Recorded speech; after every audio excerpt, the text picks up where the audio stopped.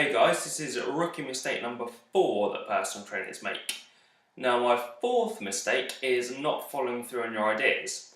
So when you start out as a trainer, get your first job in a gym, it's pretty likely that you've got fair few ideas of how you're going to attract clients, how you're going to pick up work and make yourself stand out in the gym. Because as I talked about in the last couple of video blogs, that's what it's all about, is making yourself stand out. Not necessarily selling yourself to potential clients, but making people come to you and becoming like a trustworthy figure.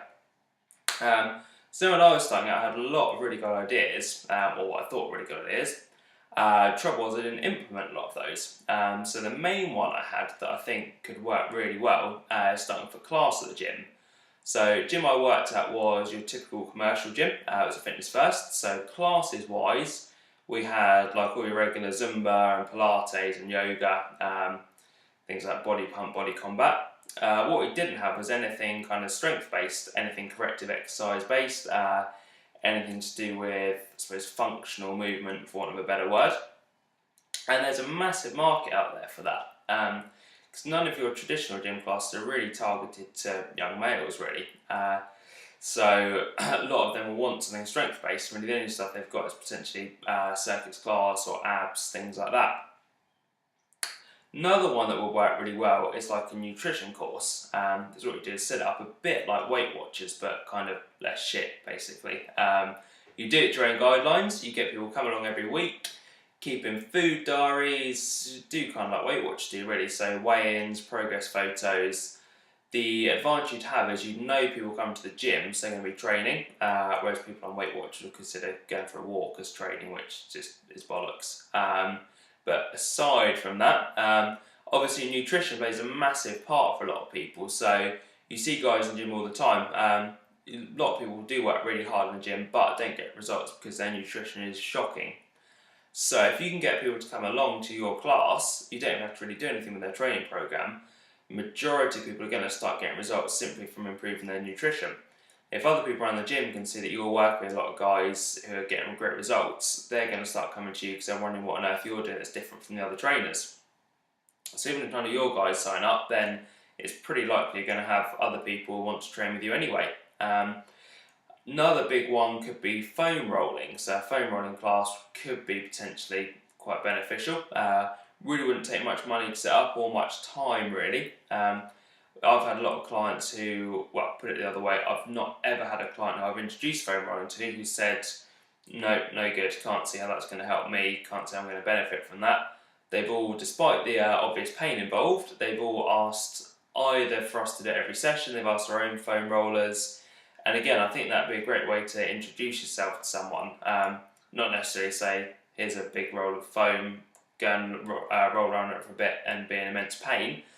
But if people see you foam rolling and ask what's that, don't say that's a foam roller and go and piss off and do whatever else you're going to do anyway. Have a bit of a chat with them, try and get them to come along to a workshop. So all of those would be minimal time and monetary investment, really. Certainly on the money front. Alright, for a foam rolling one you might have to buy a couple of foam rollers so you've got enough for everyone. If you do anything equipment based, hopefully the gym should have all that you need. Nutrition class, you might want things like folders and handouts and stuff, but again, it's really not too much on the money side of things. It's just a time investment. As we discussed before, when you're starting out, you kind of got time, you've not really got that many clients, unless you're super duper amazing at marketing, in which case there's probably no need to be watching this. But yeah, you're going to have a lot of time in hand, so use that as kind of working hours. We talked about putting in the hours and making sure you pick up clients. That's one thing you can do that's going to be really beneficial to you. Even stuff that you think might not work is probably worth giving a go. So a prime example for me for this was door-to-door leafleting. So I was working in the gym and I was trying also to set up my personal training with people outside the gym, one-on-one in homes, in parks and stuff. So what I did, contacted a designer, got him to do me some leaflets, a logo and stuff, and looked amazing.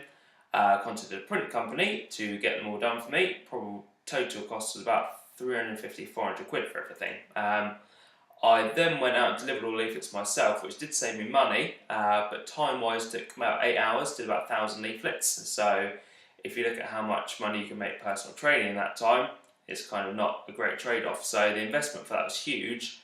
and I got 0 clients. So you could look at it as a huge waste of time, which it kind of was.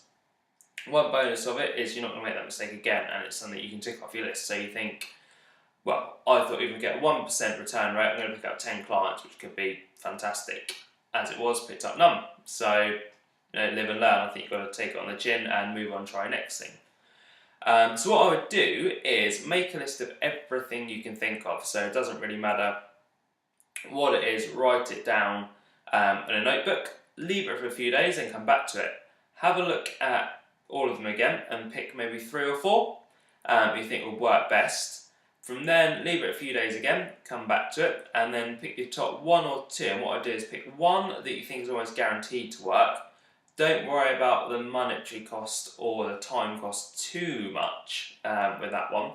And pick one that's kind of a backup that's very low cost investment, low time investment. And try both of those. So brainstorm how you're going to implement both of them a bit more, and then go and do it. So if you've got an idea, it's likely that there's definitely some potential to it. So don't just go the first thing you think of. Have a bit of planning time, write stuff down, pick a couple and follow through with them. If they work, brilliant. You'll probably get that snowball effect, especially in classes, because people are going to talk. That's why I make classes a definite first one to try. So if people are going to talk, you're going to pick up more business that way. But really give everything a go. If you try first one and they don't work, have another brainstorm and go again. So yeah, rookie step number 4, not following through with your ideas. So don't do that. If you've got an idea, stick to your guns and go for it. I shall see you soon for mistake number 5.